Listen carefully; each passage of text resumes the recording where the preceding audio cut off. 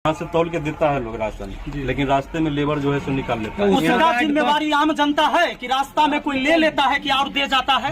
आप लोग जानते हैं, सुनिए ना, उसके लिए जो है चाचा आप जानते हैं कि रास्ता में 2 बोरा एक्स्ट्रा लदा जाता है कि उतार जाता है। तो सुनिए ना, और सुनिए ना, बात कर रहे हैं ना, सुनिए ना। हाँ बात उसके बाद जो है, उसके बाद हम लोग आपसे मांग कर रहे हैं कि हम लोगों को जो सामान वहाँ पे दिया जा रहा है तौल के, उसे डायरेक्ट ट्रक यहाँ पर लगे और हम लोग यहाँ पर बोरा का वजन छोड़ के हम लोगों को तौल करके यहाँ पर दिया जाए। अच्छा एगो बात बताइए, बाजार से हम कोई चीज सामान लावे जाते, यही चर्चा जाते होंगे तो कभी 10 को सामान लेके आते होंगे, तो क्या इनके मुखिया जी इनके जोड़े जोड़े बाजार जाते हैं जो कहीं बीच में सामान न गड़बड़ हो जाएगी?